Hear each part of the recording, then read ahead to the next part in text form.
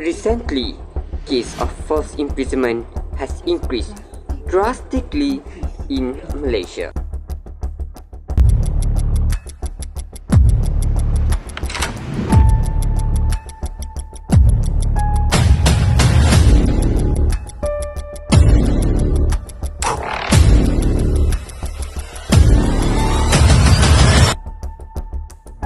In the majority of false imprisonment cases, there's one common factor: the involvement of police.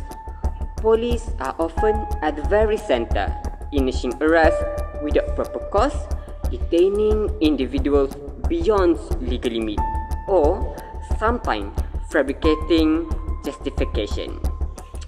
False imprisonment is often a result of overreach. Police may act on incomplete information, but there are cases where the lines of authority are abused. It is uncomfortable to admit, but yes, the police are frequently the primary party involved in this case. But what is false imprisonment? False imprisonment is one of the third branch under trespass to person, committed when the defendant intentionally and without lawful justification cause the plaintiff's freedom to be totally restrained or confined within a particular limited area. Cik, ikut saya.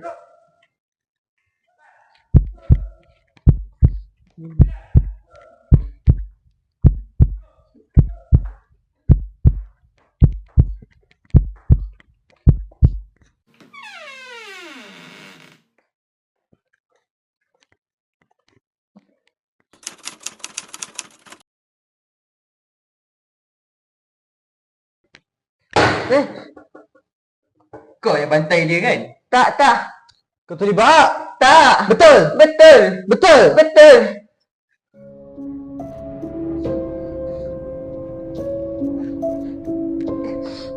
Cik. Apa ni, Cik? Cik, saya tak nampak.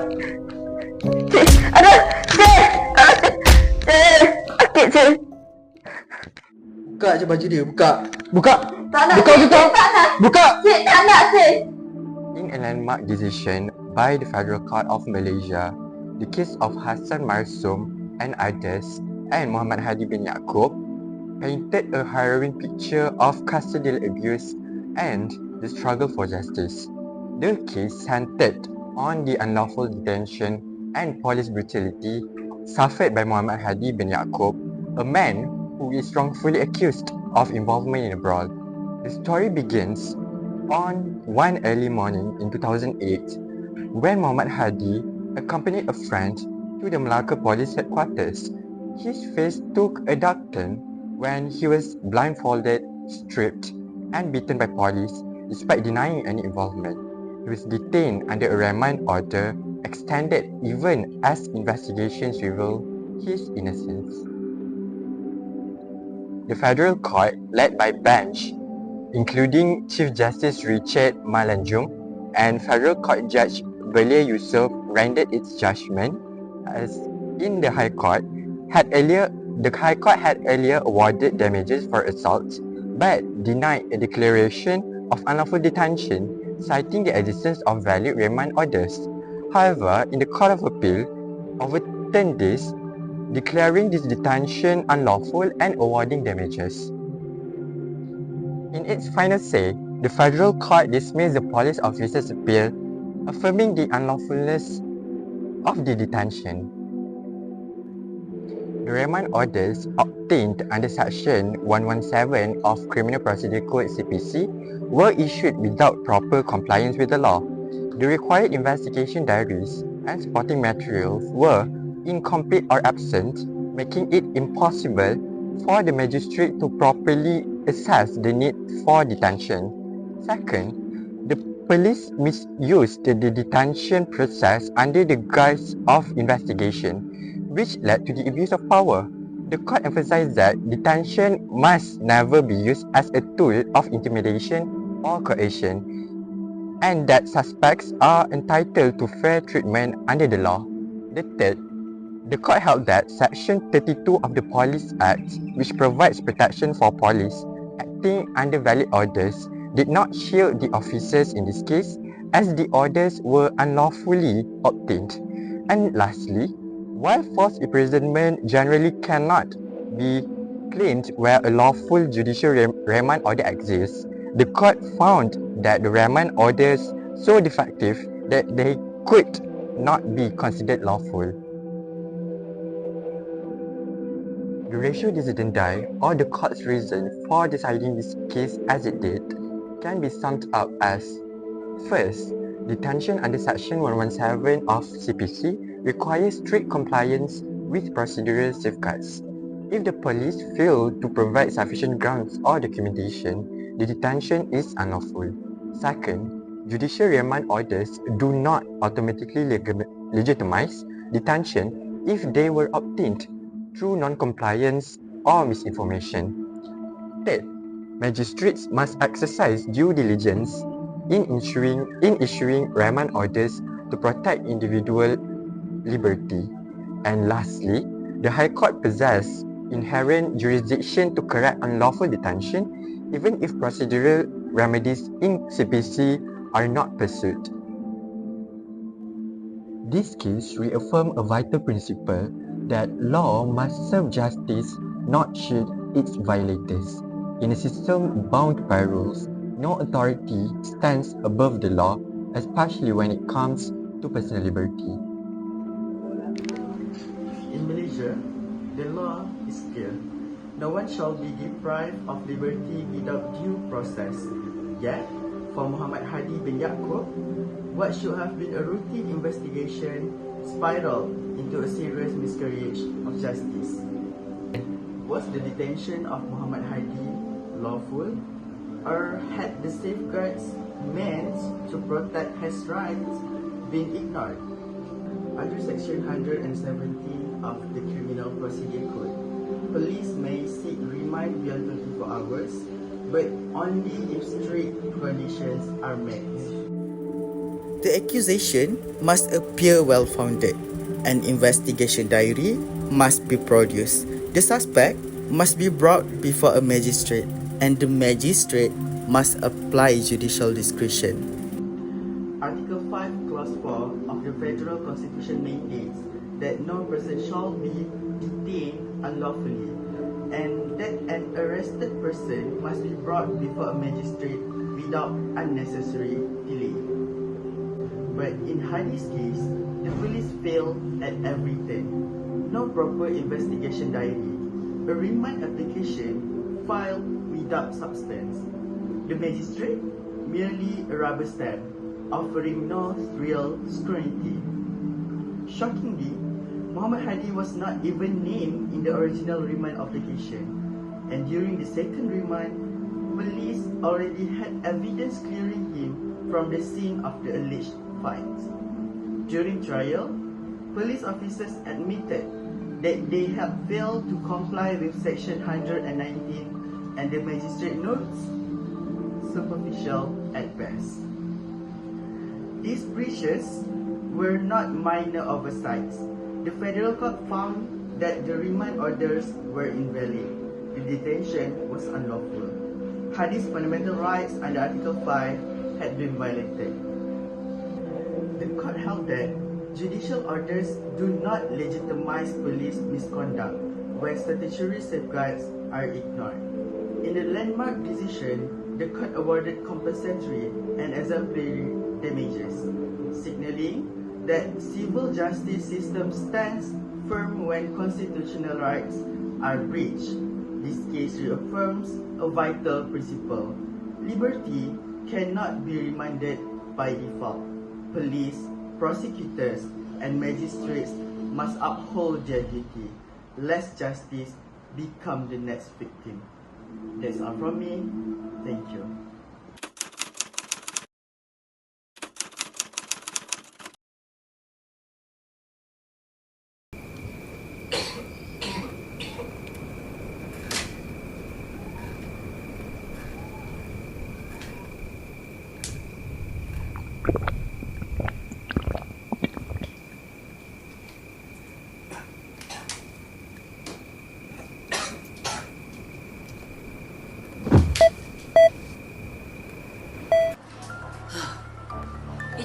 ridiculous.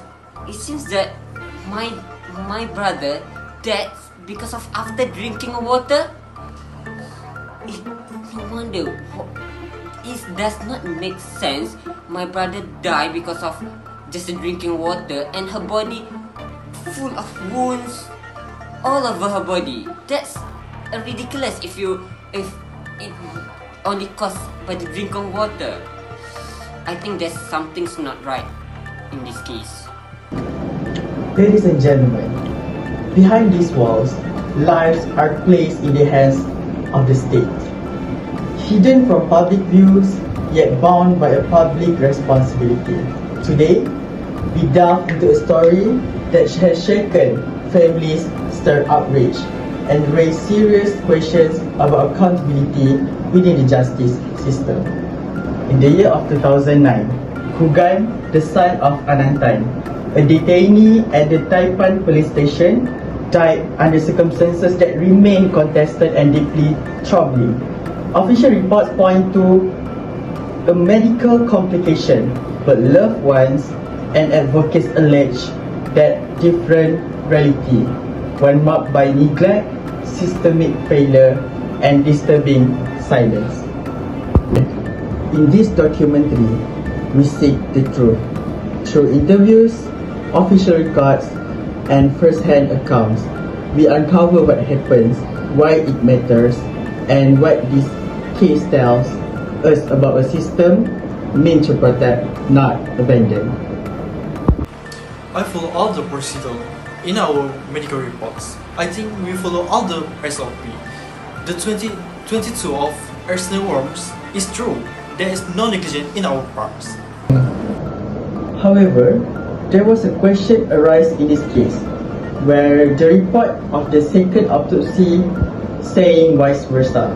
Especially in this documentary, we brought to you the doctor who have conducted the second autopsy. Maybe he had different opinions than the first doctor. Hi, my name is Dr. Prashant, the second doctor that conducted the autopsy on the deceased. I found that instead of, as Dr. Karim claimed, 22 external injuries, I found that there are in fact 45 categories of external injuries. And besides that, I also found that the cause of the death of the deceased was not because of water in the lungs. However, according to my documents, I found that the cause of the death of the deceased was due to a direct and indirect muscle injury. So, Dr. Karim, your report seems unreliable and improper. My question to you, do you agree with me that you have conducted the autopsy with impartiality? No, I am not. But 2,000 years later. In 2015, the Court of Appeal have delivered a judgment in the case of Datuk Seri Khalid Abu Bakar and others and N Indra P. Nallathamby. In the case concerned the tragic death of Kugan Ananthan, a young man who died while under police custody, a death that sparked national debate over custodial abuse and police accountability. The court rejected the claim of false imprisonment, not because Kugan's death wasn't troubling, but because the remand order had been lawfully issued by a magistrate. Unless such an order is judicially overturned, it stands as a legal justification for detention. This was the ratio decidendi on false imprisonment. A valid court order shields the detaining authority, unless that the order is later declared invalid. The court did not stop there. It upheld the claim of misfeasance in public office, based on overwhelming evidence that officers had covered up misconduct, failed to investigate properly, and displayed reckless disregard for their duties. The legal reasoning was clear. Public officers, including the police, owe a duty to care to those in their custody. When they act in a bad faith or recklessly violate constitutional protections, they can be held liable for misfeasance. Court also upheld exemplary damages of 300,000 ringgit. The justification: when public authorities breach constitutional rights, such as the right to life and due process, punitive damages may be awarded. Section 8, Subsection 2 of the Civil Law Act does not bar these claims in torts involving public wrongs. The court recognized that misfeasance is not just legal failure, it is moral failure, especially when it involves custodial death. The decision sent a clear message: public power must be exercised lawfully and never beyond accountability. So, we have analyzed that in Datuk Seri Khalid Abu Bakar and N Indra Nallathamby, the primary issue is whether the police act of detaining Kugan, anak lelaki Ananthan, in an ungazetted lockout without informing his family under a valid remand order constitute forced imprisonment. As mentioned, forced imprisonment arises where a person is restrained without lawful justification. Now, a judicial remand order may provide a defense, but only if it was properly obtained and not used as a pretext to abuse constitutional rights. This is drawn from Maladika's 5th edition 2017 reuse Volume 12 Part 1, paragraph 997 to 1000.